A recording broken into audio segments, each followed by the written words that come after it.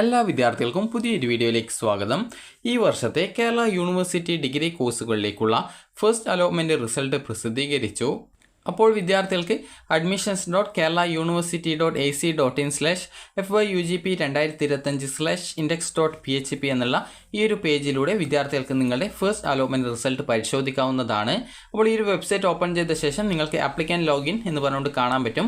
അപ്പോൾ ഇവിടെ നിങ്ങൾക്ക് നിങ്ങളുടെ ആപ്ലിക്കേഷൻ നമ്പറും പാസ്വേഡും നൽകി ലോഗിൻ ചെയ്യുക. ലോഗിൻ ചെയ്ത് കഴിഞ്ഞാൽ നിങ്ങൾക്ക് കാണാൻ സാധിക്കുന്നതാണ് കൺഗ്രാജുലേഷൻസ് എന്ന് പറഞ്ഞുകൊണ്ട് നിങ്ങൾക്ക് അലോട്ടഡ് കോളേജ് അതുപോലെ അലോട്ടഡ് കോഴ്സ് എന്നിവ കാണാൻ സാധിക്കും. അപ്പോൾ അലോട്ട്മെൻറ്റ് ലഭിക്കാത്ത വിദ്യാർത്ഥികൾക്ക് സോറി എന്ന് പറഞ്ഞുകൊണ്ടാണ് കാണാൻ പറ്റുക. അപ്പോൾ സോറി എന്ന് പറഞ്ഞുകൊണ്ട് കാണുന്ന വിദ്യാർത്ഥികൾ ചെയ്യേണ്ട പ്രധാനപ്പെട്ട കാര്യം അത് നിങ്ങൾക്ക് അലോട്ട്മെൻറ്റ് കിട്ടിയിട്ടില്ല എന്ന് മനസ്സിലാക്കാം. അപ്പോൾ അങ്ങനെയുള്ള വിദ്യാർത്ഥികൾ സെക്കൻഡ് അലോട്ട്മെൻറ്റിനായിട്ട് വെയിറ്റ് ചെയ്യുക. ഇനി ഫസ്റ്റ് അലോട്ട്മെൻറ്റ് കിട്ടിയിട്ടുള്ള വിദ്യാർത്ഥികൾ ആണെങ്കിൽ വിദ്യാർത്ഥികൾ ചെയ്യേണ്ടത് നിങ്ങൾക്ക് ഫീ പേയ്മെൻറ്റ് ചെയ്യാനുള്ള അവസരമുണ്ട്. അപ്പോൾ ഫീ പേയ്മെൻറ്റ് ചെയ്യാനുള്ള അവസരം എന്ന് പറയുന്നത് നിങ്ങൾക്ക് അതിനായിട്ട് ഈ ഒരു അഡ്മിഷൻ നേടുന്നതിന് മുമ്പായിട്ട് അതായത് ജൂൺ 23-ാം തീയതി വരെയാണ് അഡ്മിഷൻ ഉണ്ടായിരിക്കുക. അപ്പോൾ അതിന് മുമ്പായിട്ട് തന്നെ വിദ്യാർത്ഥികൾ ആ ഒരു ഫീ പേയ്മെൻറ്റ് ചെയ്യുകയും അതിനുശേഷം നിങ്ങളുടെ അലോട്ട്മെൻറ്റ് മെമ്മോ ഡൗൺലോഡ് ചെയ്ത് എടുക്കുകയും ചെയ്യേണ്ടതാണ്. ഫീ പേയ്മെൻറ്റ് ചെയ്താൽ മാത്രമാണ് വിദ്യാർത്ഥികൾക്ക് നിങ്ങളുടെ അലോട്ട്മെൻറ്റ് മെമ്മോ ലഭ്യമാവുള്ളൂ. നിങ്ങൾ ടെമ്പററി അഡ്മിഷൻ എടുക്കുകയാണെങ്കിലും അല്ലെങ്കിൽ പെർമനൻറ്റ് അഡ്മിഷൻ എടുക്കുകയാണെങ്കിലും വിദ്യാർത്ഥികൾ ഈ ഒരു ഫീ പേയ്മെൻറ്റ് അടയ്ക്കേണ്ടതായിട്ടുണ്ട്.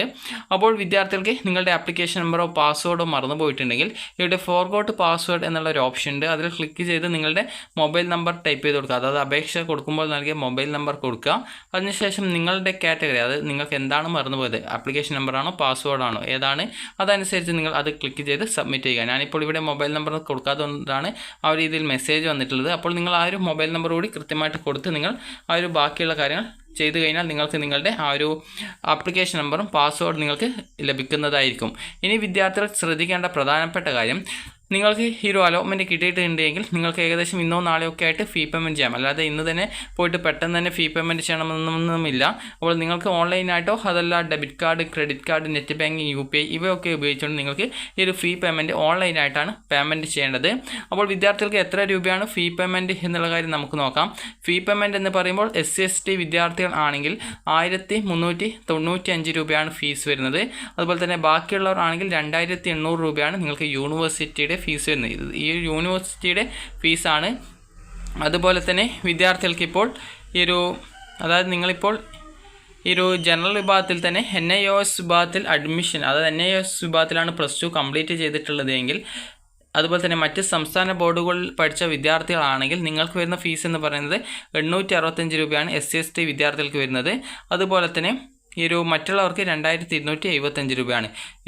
നിങ്ങൾ കേരളത്തിൽ പഠിച്ചവരാണെങ്കിൽ നിങ്ങൾക്ക് SC/ST ആണെങ്കിൽ 1390 മറ്റുള്ളവർക്കാണെങ്കിൽ 2800 രൂപയുമാണ് ഓൺലൈനായിട്ട് ഈ ഒരു ഫീസ് അടക്കേണ്ടത്. ഓൺലൈൻ മാത്രമെന്ന് പറഞ്ഞിട്ട് പ്രത്യേകിച്ച് അത് സൂചിപ്പിച്ചിട്ടുണ്ട്.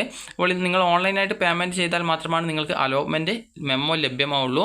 അല്ല എന്നുണ്ടെങ്കിൽ അലോട്ട്മെൻറ്റ് മെമ്മോ കിട്ടുന്നതല്ല. അത് നിങ്ങൾ ഓൺലൈനായിട്ടാണ് ഫീ പേയ്മെൻറ്റ് ചെയ്യേണ്ടത്. അങ്ങനെ ഫീ പേയ്മെൻറ്റ് ചെയ്ത ശേഷമാണ് നിങ്ങൾക്ക് നിങ്ങളുടെ അലോട്ട്മെൻറ്റ് മെമ്മോ ലഭ്യമാവുള്ളൂ.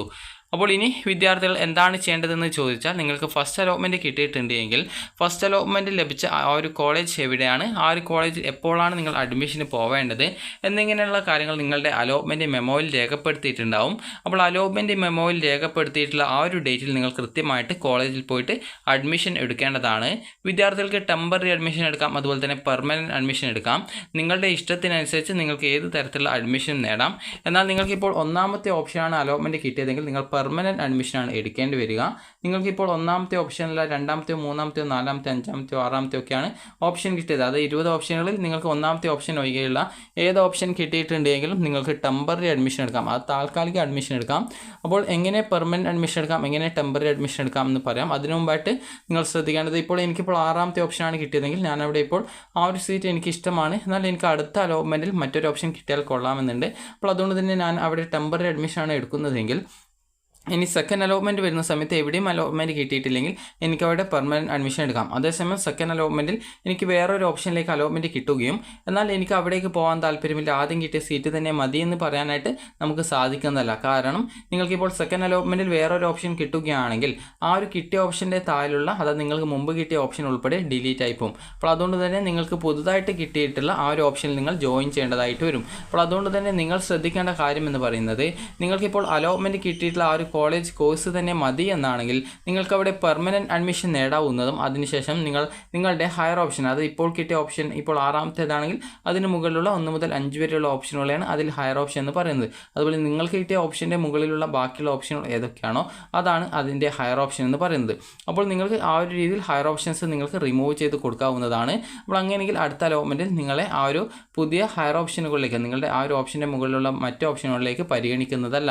അപ്പോൾ ആ ഒരു രീതിയിൽ നിങ്ങൾക്ക് ഹയർ ഓപ്ഷൻ റിമൂവ് ചെയ്യാം. എന്നാൽ നിങ്ങൾക്ക് ഇപ്പോൾ കിട്ടിയ ഓപ്ഷൻ മതിയായി, അതായത് ആ ഒരു മതി എന്നല്ല, ആ ഒരു കോഴ്സ് മതി, എന്നാൽ കോളേജ് ഇഷ്ടപ്പെട്ടിട്ടില്ല. അപ്പോൾ അങ്ങനെയുള്ള കാരണങ്ങൾ കൊണ്ട് ചില വിദ്യാർത്ഥികൾ അടുത്ത അലോട്ട്മെൻറ്റിനായിട്ട് വെയിറ്റ് ചെയ്യും. അപ്പോൾ അങ്ങനെയുള്ള വിദ്യാർത്ഥികൾക്ക് വേണമെങ്കിൽ അടുത്ത അലോട്ട്മെൻറ്റിന് വെയിറ്റ് ചെയ്യാവുന്നതാണ്. അടുത്ത അലോട്ട്മെൻറ്റ്, സെക്കൻഡ് അലോട്ട്മെൻറ്റ് കിട്ടുന്ന സമയത്ത് പുതുതായിട്ട് കിട്ടുകയാണ്, മറ്റൊരു കോഴ്സിലേക്ക് കിട്ടുകയാണെങ്കിൽ ആ ഒരു പുതുതായിട്ട് കിട്ടിയ ആ ഒരു ഓപ്ഷനിലേക്ക് നിങ്ങൾ പോയിട്ട് അഡ്മിഷൻ എടുക്കേണ്ടതായിട്ട് വരും. അത് നിങ്ങളിപ്പോൾ പെർമനൻറ്റ് അഡ്മിഷൻ എടുത്തു കഴിഞ്ഞാലും ടെമ്പററി അഡ്മിഷൻ എടുത്തു കഴിഞ്ഞാലും ഹയർ ഓപ്ഷൻ നിലനിർത്തിയിട്ടുണ്ട് എങ്കിൽ ആ ഒരു ഹയർ ഓപ്ഷനിലേക്ക് സെക്കൻഡ് അലോട്ട്മെൻറ്റ് കിട്ടുകയാണെങ്കിൽ നിങ്ങൾ മാറേണ്ടതായിട്ട് വരുന്നതായിരിക്കും. അഥവാ സെക്കൻഡ് അലോട്ട്മെൻറ്റ് മാറ്റമൊന്നും കിട്ടിയിട്ടില്ല എങ്കിൽ നിലവിൽ കിട്ടിയ ആ ഒരു സീറ്റിൽ തന്നെ സെക്കൻഡ് അലോട്ട്മെൻറ്റിന് ശേഷം പെർമനൻറ്റ് അഡ്മിഷൻ എടുക്കാവുന്നതാണ്.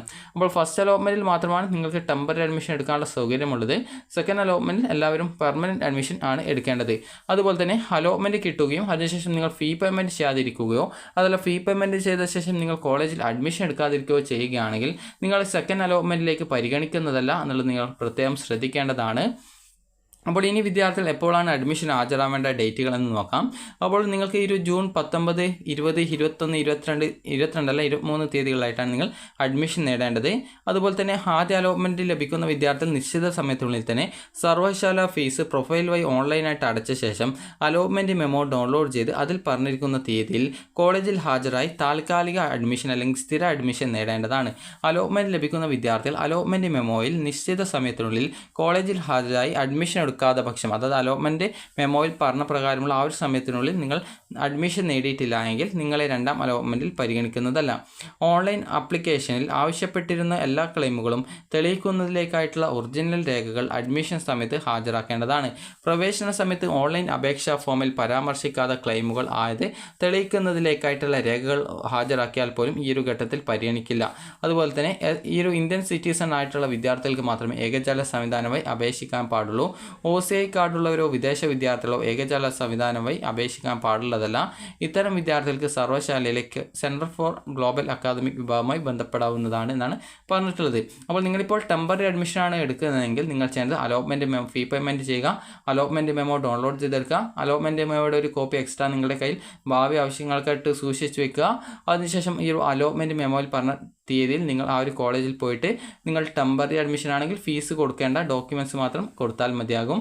അതുപോലെ തന്നെ പിന്നീട് നിങ്ങൾക്ക് പെർമനൻറ്റ് അഡ്മിഷനാണ് എടുക്കുന്നതെങ്കിൽ നിങ്ങൾ ഈ ഒരു അലോട്ട്മെൻറ്റ് മെമ്മോ ഫീ പേയ്മെൻറ്റ് ചെയ്ത ശേഷം അലോട്ട്മെൻറ്റ് മെമ്മോ ഡൗൺലോഡ് ചെയ്തെടുക്കുക. അലോട്ട്മെൻറ്റ് മെമ്മോ ലഭിച്ച ശേഷം നിങ്ങൾ അലോട്ട്മെൻറ്റ് മെമ്മോയിൽ പറഞ്ഞ കോളേജിൽ ആ ഒരു ഡേറ്റിനുള്ളിൽ വിദ്യാർത്ഥികൾ ആ ഒരു നിങ്ങളുടെ ഡോക്യുമെൻസുകളും അതുപോലെ തന്നെ നിങ്ങളുടെ ആ ഒരു അപേക്ഷ അഡ്മിഷൻ ഫീസും എടുത്തുകൊണ്ട് നിങ്ങൾ പോയിട്ട് ഈ ഒരു പെർമനൻറ്റ് അഡ്മിഷൻ എടുക്കുക. അപ്പോൾ ഈ ഒരു അഡ്മിഷൻ ഫീസ് എന്ന് പറയുമ്പോൾ കോഴ്സ് ഫീസാണ് കോളേജിൽ അടക്കേണ്ടത്.